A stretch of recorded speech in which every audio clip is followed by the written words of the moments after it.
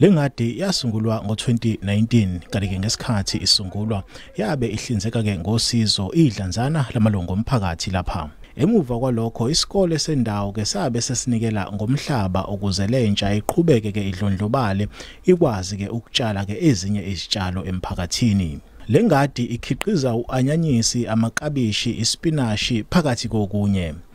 Balinganiselwa-ke ezinkulungwaneni eziyishumi abantu abahlwempu abahlomula-ke kulolu hlelo.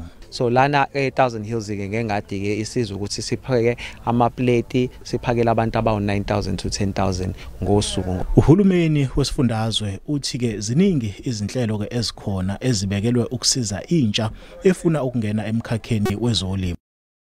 Ukuthi une project esithi entsheni khona izokwazi ukuqeda imisebenzi amathuba okusweleka komsebenzi, ivula amathuba emisebenzi. Amalungu omphakathi alituse kakhulu lolu hlelo ngeqhaza lwalo-ke ekulwisaneni nobubha emphakathini. Kunzima ukuthola umsebenzi esikhathini samanje and into asenzela yona ibaluleke kakhulu nje iyoti avoida nje ukuba umvanzi emgaqweni.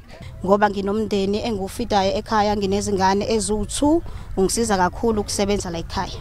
Umnyango wezolimo esifundazweni uthi unikele ngeinsiza kusebenza ezehlukene kulomkamo ukuze-ke lentsha ebamba-ke iqhaza kulomsebenzi ikwazi ukudlondlobala iphinde ikhiqize-ke umsebenzi wayo iwudayiseleke izindawo eziseduzane nakulomphakathi.